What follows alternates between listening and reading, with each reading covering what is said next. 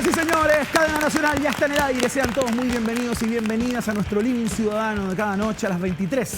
Nos encontramos a través de las pantallas de Vía X. Hace algunos días se cumplieron ya 3 meses del estallido social y político en Chile, y si hay 2 elementos, 2 sucesos, 2 acontecimientos que le han venido a sumar más pelos a esta sopa, por decirlo de una manera coloquial, es la encuesta CEP, el 6% para el presidente Sebastián Piñera, que sin duda, si bien sabía que podía venir bajo, no creo que haya esperado un número tan comprometedor, ¿no? Queremos conversar acerca de aquella encuesta y, por supuesto, el proceso de admisión de este año con una PSU que ha sido un descalabro, ¿no? Hoy día justamente se conoció el nombre de los 80 y tantos estudiantes, no me acuerdo el número exacto, que no van a poder rendir esta prueba dentro de los muchos a los cuales se les reprogramó ciencia, matemática y lenguaje. La de historia, ustedes saben, pasó a mejor vida. Bueno, queremos conversar con alguien que curiosamente ha estado en los 2 lugares. Ex director del Centro de Estudios Públicos durante 4 años, la entidad que confecciona esta encuesta, y fue ministro de Educación también. Así que no puede ser más atingente esta conversación con el hoy rector de la Universidad Adolfo Ibáñez, el señor Harald Bayer. Está en Cadena Nacional. ¡Fuerte el aplauso! Hola Iván, muchas gracias por invitarme. Por favor, muchas gracias por estar aquí. Tenemos la impresión que cósmicamente esta es una entrevista que puede dar mucho, tomando en cuenta que ha estado en los 2 lugares que le han metido más pelos a esta sopa, como decíamos recién, ¿no? Hace mucho tiempo, pero sí. Hace mucho tiempo, pero lugares. El CEP tampoco tanto tiempo. No tanto tiempo, eso, es más reciente. Es más reciente. Por favor, muchas gracias. Muy bienvenido. Fuerte el aplauso. A ver, partamos por la encuesta CEP, justamente. Mencionábamos que usted estuvo ahí durante 4 años como investigador y como director, ¿no? Quiero ir al número, a este guarismo, ¿no? Como se dice, ¿no? Del 6% de aprobación para el presidente Sebastián Piñera. Después podemos conversar de todo lo que se ha dicho respecto a ese número. Pero quiero conocer qué le ocurre a usted con las condiciones de gobernabilidad de un gobierno, digamos, cuyo presidente, cuyo líder llega a ese 6% y 82% de desaprobación, que es un dato que puede ser igual o más complicado que el 6%. Claro, aquí hay 2 problemas, diría yo. Uno de corto plazo, que es la posibilidad efectiva de darle gobernabilidad a un país cuando no solamente el presidente, sino que también el Congreso, los partidos políticos, están tan deteriorados en su percepción. Y la segunda es una discusión más de fondo respecto al régimen político que el país debería tener. Ajá. En general, los sistemas presidenciales son malos para abordar las crisis y se traducen en estas caídas de aprobación, y no hay cómo canalizar esa discusión, ese problema. Claro. Entonces nosotros tenemos un mal régimen político, y además estamos pasando por un momento donde están todos cuestionados los liderazgos políticos del país. ¿Le parece que hay un mix ahí que es medio fatal, no? Es un mix medio fatal ahí, inevitable un poquito. ¿Cómo se resuelve esto? Yo no veo tan fácil la solución a propósito de las desventajas que tiene el régimen presidencial para administrar estas crisis. Hace pocos días dio una entrevista en La Capital, revista Capital. Queremos ver el título justamente, lo que encabeza esta conversación. El gobierno tiene que ceder hasta que duela, parafraseando, creo yo, al padre Alberto Hurtado, ¿no? Claro. Dar hasta que duela. Tiene que, digamos, dar hasta que duela también desde el punto de vista político, ¿no? ¿Le parece que el gobierno no está dando hasta que duela? Porque ha sido muy criticado este goteo, claro, ¿no? yo me refería más bien a que tiene que acordar una hoja de ruta con la oposición, de forma tal de ir abordando los grandes desafíos que tiene. Ahora, eso no significa entregarlo todo, pero sí hasta que le duela, digamos, ¿no es cierto? Porque si entregarlo todo es una decisión que tienen que tomar los ciudadanos en la urna, claro, en su momento. Ajá. ¿Qué es lo que se va a decidir? De hecho, no está muy claro qué es lo que va a ocurrir políticamente una vez que salgamos de esta crisis, porque lo que se ve es un deterioro generalizado. Eso lo hace especialmente atractivo.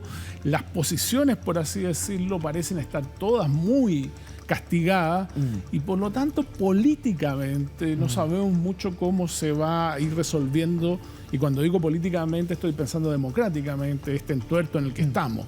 Y la gestión política del presidente Sebastián Piñera para dirigir esta orquesta en este momento tan complejo, ¿no? ¿Te parece que ha sido acertada? ¿Te parece que ha tenido los elementos de juicio como para convocar también a la vereda de enfrente para lograr estos acuerdos hasta que duelan? ¿Dónde te parece que el gobierno todavía no está dando hasta que duela? La pregunta es cuál es el equilibrio. óptimo en estas circunstancias, ¿no es cierto? Eso es lo que tiene que decidir el gobierno. El gobierno se tiene que mover, por así decirlo, hacia el centro y con más fuerza de lo que habitualmente o querría haber hecho, y por lo tanto tiene que ceder en cosas que antes no habría cedido. El gobierno ha cedido ya, por ejemplo, en materia de cotización previsional, ¿no es cierto?, ha sostenido un esquema mixto, donde hay parte de la cotización que va a un esquema solidario, esto es tremendamente importante. Con un 3%. Ahora, la paradoja, pero la paradoja de esto es que la población quiere que la cotización vaya a la cuenta individual. Entonces, el 51% cree y hay otro que quiere que tiene que ser mixto. O sea, la inclinación de la población es que y me parece a mí que la población está diciendo que esto sea con impuestos más bien. ¿No es cierto? Que el sistema solidario de pensiones se instala a través de impuestos. Entonces, es una paradoja porque el gobierno cree estar moviéndose hacia las demandas sociales, pero aparentemente la población, en este tema particular que está tan en el centro de la discusión, parece tener una posición totalmente distinta, más cercana, por así decirlo, a lo que originalmente el gobierno estaba sosteniendo. Claro. ¿Cómo se equilibra esto? Desde el punto de vista político, porque al final los votos no los entrega la población, sino que los representantes. Es el dilema que tiene el gobierno y que tiene la oposición también, porque la oposición se da cuenta de que su propuesta de que todo vaya a una cosa solidaria no tiene tanto apoyo en la población. Quiero volver a la figura del presidente Sebastián Piñera, porque en esa entrevista dijiste que observabas una debilidad en la gestión política por parte del mandatario, ¿no? Y dijiste que nuevamente queda en evidencia, o sea, es algo que ya venías observando, seguramente, imagino, intuyo, desde Piñera 1, ¿no? Sí, claro. ¿Dónde se notan esas fisuras que tú identificas en términos de gestión política? Yo creo que primero no hay una estrategia política para enfrentar los tropiezos. Esto ya lo notamos con el caso Catrillanca, que fue un tropiezo en la estrategia de la Araucanía, ¿no es cierto? Lo hemos notado en las debilidades que ha tenido o en las dificultades que ha tenido para gestionar en el Congreso sus proyectos de ley. Y cuando ocurre este estallido, el gobierno se demora mucho en reaccionar y además no reacciona bien. O sea, no hay un proceso de análisis profundo, aunque yo sé que era muy poco el tiempo, pero si uno ya sale en la noche, después que ya han ocurrido los acontecimientos, tiene que salir con un discurso muy bien pensado políticamente y nada de eso vimos, digamos. Entonces, eso son falencias en la gestión política bastante complicadas para el desafío que tiene un gobierno. ¿Y te parece que, porque la desaprobación es para la figura del presidente Sebastián Piñera, la pregunta es, ¿aprueba o desaprueba la manera en cómo el mandatario ha conducido? Como el gobierno ha conducido. Exactamente. Entonces, muchas de las cosas que has planteado se podrían deslindar, por ejemplo, en los ministros de Estado, o podría ser focalizado en ellos esta crítica, ¿no? ¿Por qué te parece que son inconvenientes en la gestión política propias de la figura de él? Claro, porque son temas donde, en estos tres casos que yo mencioné, son temas donde el presidente no se puede sustraer. Y cuando participa, tiene que participar muy meditadamente y muy reflexivamente. Y en los tres casos yo no vi, que mencioné como ejemplo, hay otros, digamos, no vi eso.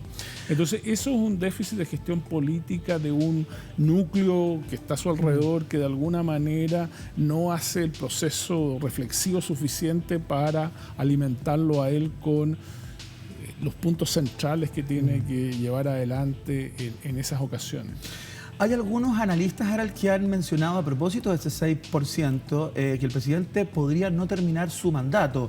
¿Es una posibilidad? ¿Lo ves como alternativa? No lo veo así. La propia encuesta CEP creo que despeja totalmente esa opción. Por una parte, hay un fuerte apego a la democracia. En segundo lugar, hay un fuerte apego a los acuerdos. Y en tercer lugar, como decía yo anteriormente, algunas ideas que son más bien de centro, por así decirlo. Seguimos enfrentando una población que es relativamente moderada.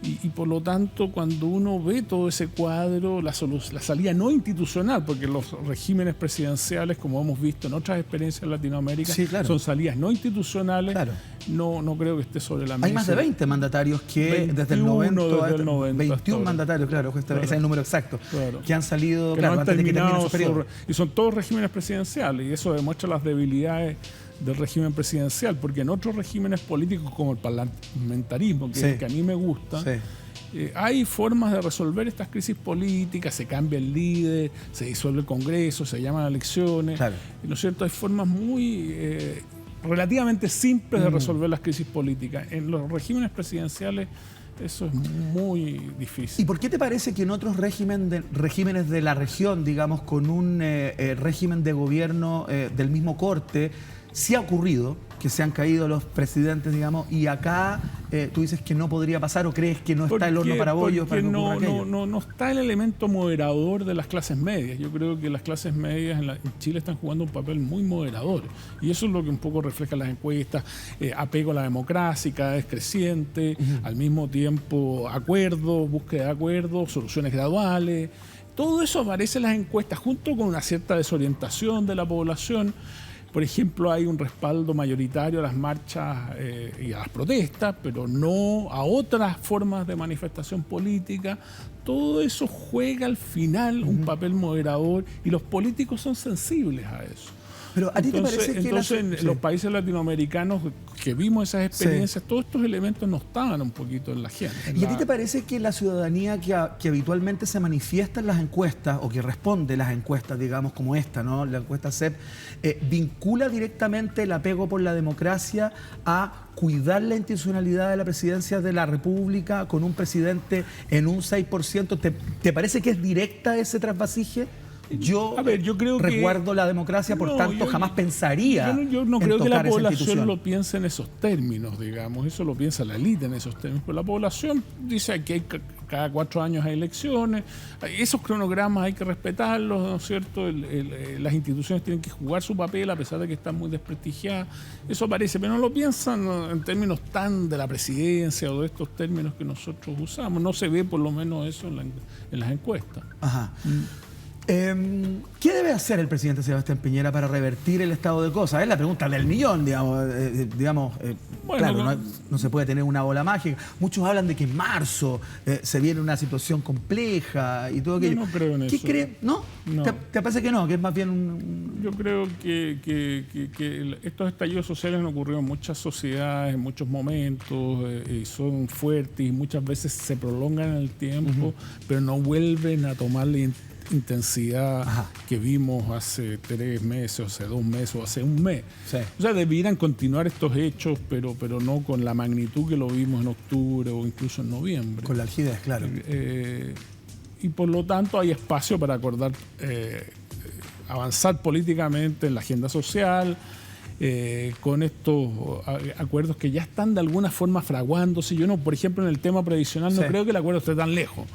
Yo creo que aquí el gobierno ha cedido, la oposición está disponible para ceder. Yo creo que la encuesta CEP a ellos también les enciende una luz de alarma. Claro.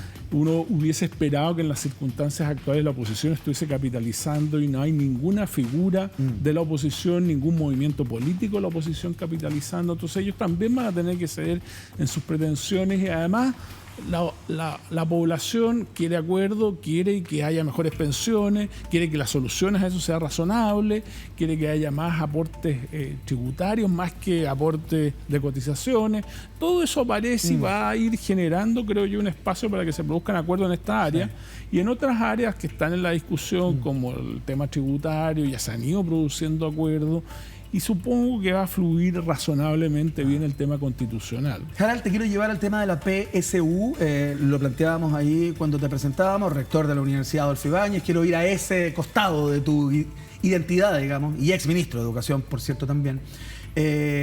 Comentábamos ahí que ya están identificados y notificados, entiendo, los 86 estudiantes, creo que son, que no van a poder rendir las 3 pruebas que se suspendieron en muchos locales de rendición, digamos, el día 27 y 28. Hay varios que están apelando a la justicia también para ver si sus casos se despejan.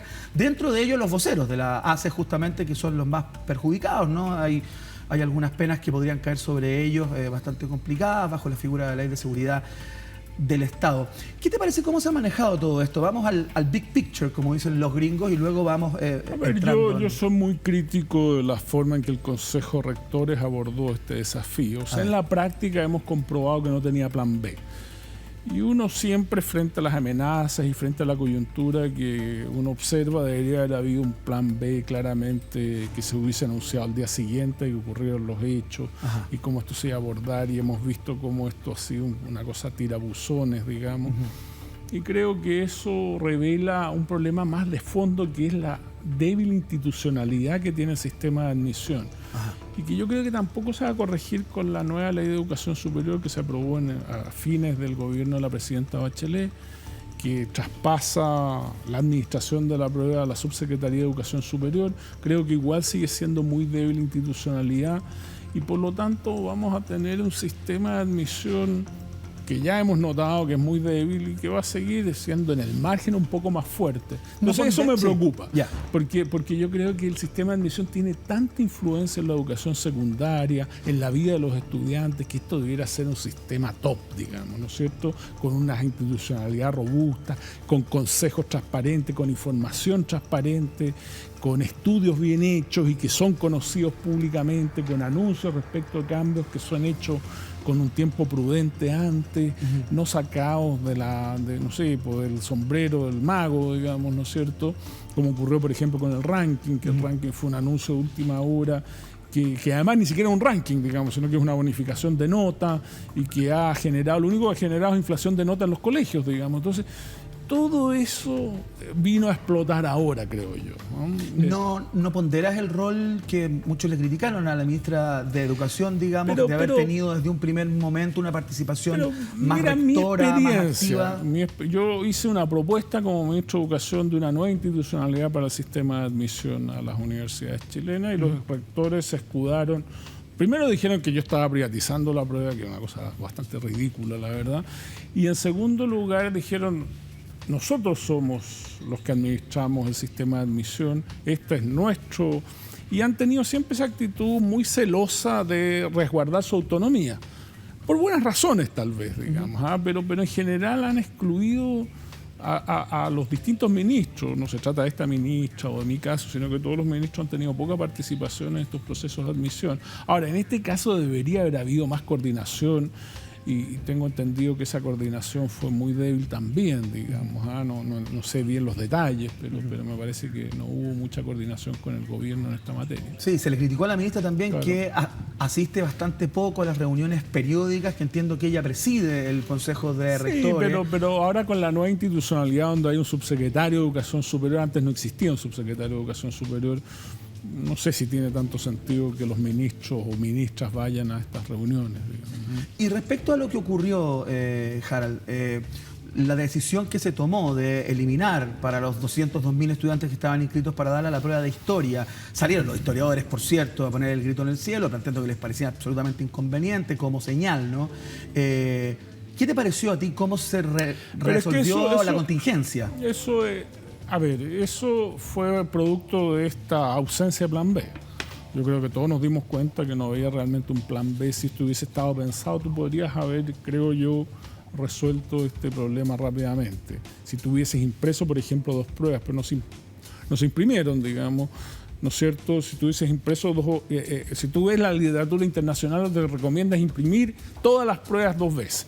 Eso tiene un mayor costo, pero tampoco un costo del cielo a la tierra. Y haber dicho ya 5 días después anunciamos, se hace la prueba. Eso se podría haber hecho si tú lo hubieses planificado bien, pero no se planificó. ¿Y quién tendría que haberlo planificado? El Consejo de Rectores. Y ¿Solo ellos? Sí, básicamente ellos, porque ellos son los dueños del sistema, digamos, de admisión y de las pruebas.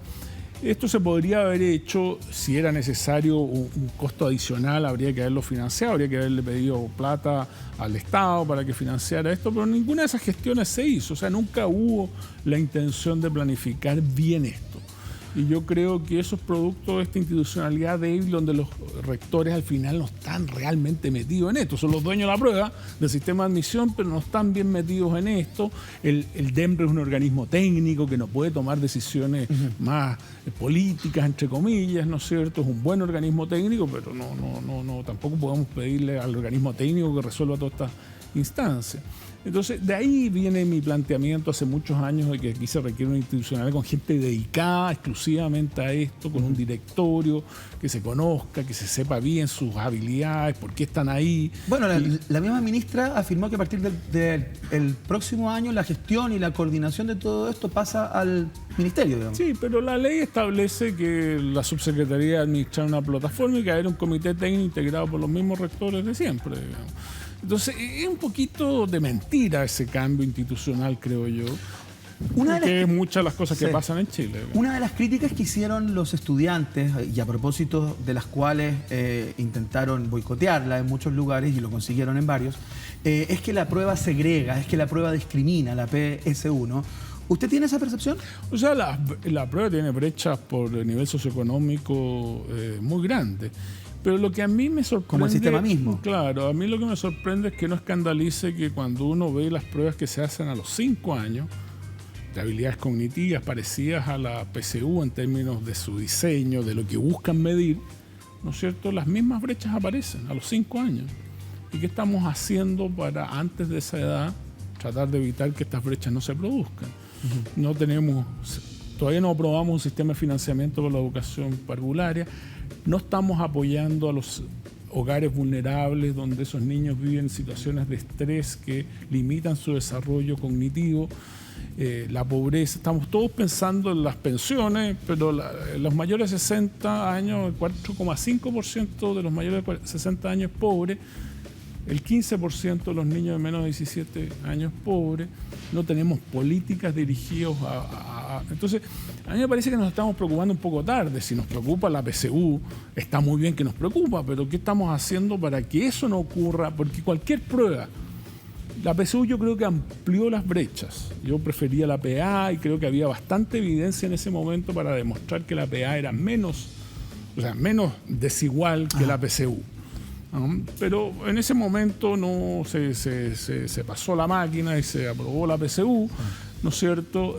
Pero aún así, volviendo a la PA, también la PA tenía brechas de equidad. Y esas se resuelven, no la vamos a resolver con el termómetro, cambiando el termómetro, sino que actuando desde muy temprano con políticas inteligentes para evitar esta situación de estrés que viven niños vulnerables y para permitirles una educación parvularia de gran calidad. Pero no tenemos financiamiento, un sistema de financiamiento todavía para la educación parvularia, y no tenemos ninguna política consistente, nacional, bien evaluada, apoyo económico a esos hogares vulnerables para que resuelvan esta situación de estrés en la que muchos niños se desarrollan.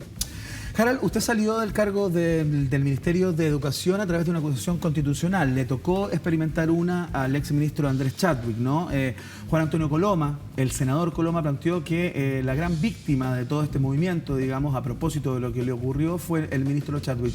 ¿Cómo vio su acusación constitucional?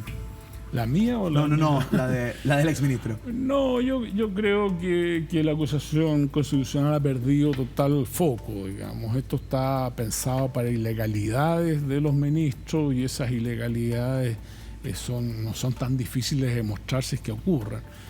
Y se ha reemplazado por una especie de termómetro político, digamos. Entonces eso yo creo que le quita... por así decirlo, transparencia, le quita fortaleza a la democracia, distorsiona el régimen político, digamos, que tenemos. Entonces, ¿a usted también le parece que fue una víctima? No, yo no. Mire, la política tiene todos estos códigos. Yo nunca he pensado que la gente es víctima o no víctima. Uno cuando entra en estas cosas, yo entré de la academia a la política, uno sabe qué le puede pasar. Y yo creo que no hay que victimizarse, pero al mismo tiempo creo que es un mal instrumento para lidiar con los conflictos políticos. Harald Dyer, rector de la Universidad Adolfo Ibáñez, le quiero dar las gracias por esta conversación, por haberse tomado el tiempo de venir acá y hablar de estos temas que de alguna manera nos parece importante tocar en este momento de la historia republicana de Chile, ¿no? Andrea Camilleri, El olor de la noche se llama este libro que le regalo, gentileza de Penguin Random House. Muchas gracias. Para que lo disfrute y bueno, que le vaya muy bien. Ya tendremos otra. Buenas noches y muchas gracias por invitarme.